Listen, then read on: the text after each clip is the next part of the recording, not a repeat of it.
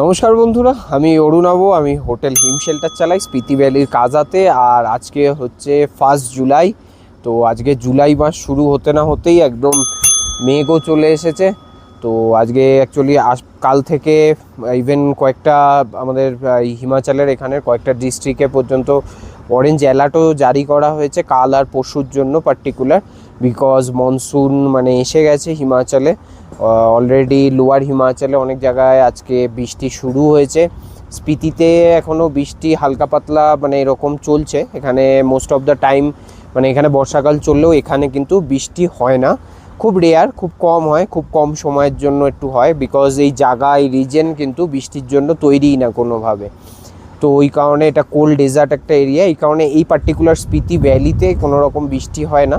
But lower হিমাচলে যেরকম monsoon ঢুকেছে, তো সাথে সাথে বৃষ্টি শুরু হয়ে গেছে অনেক জায়গাতেই নিচে।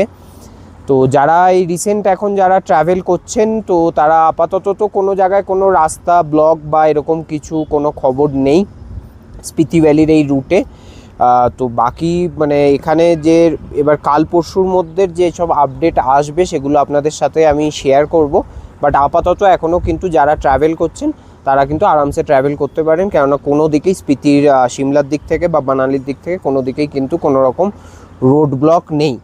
অনেকে আমাকে একটু রিসেন্টলি জিজ্ঞেস করছিল, কোনো ভিডিও বেরিয়েছিল যে চন্দ্রতাল মানে স্পিতি রুট লিখে জিসপার কিছু ভিডিও এসেছিলো সোশ্যাল মিডিয়ায়। তো এই কারণে অনেকেই ভেবেছে যে স্পিতিতে হয়তো মানে ওরকম কোনো একটা মানে ফ্ল্যাশ ফ্লাড হয়েছে জিসপাতে। এটা হয়েছে আজ থেকে 3-4 দিন আগে। তো ওটা অ্যাকচুয়ালি হয়েছে কিন্তু কোনো বৃষ্টির জন্য নয়, কিন্তু মানে অতিরিক্ত গরম হওয়ার জন্য কিন্তু গ্লেশিয়ার খুব তাড়াতাড়ি গলছে ওপরের দিকের এখন।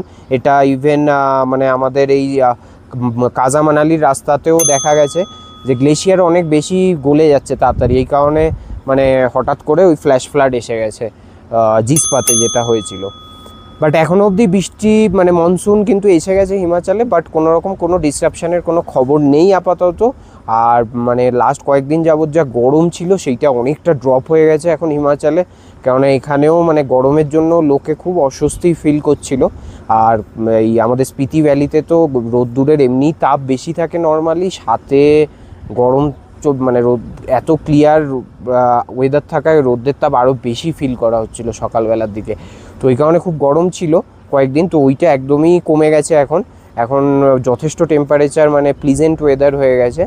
তো যারা এখন ট্রাভেল করছেন তারা আরামসে ট্রাভেল করতে পারেন। বাকি ফার্দার কোনো আপডেট এরকম রোড ব্লগস বা কিছু যদি কোনো রকম আপডেট পাই অবশ্যই আপনার সাথে শেয়ার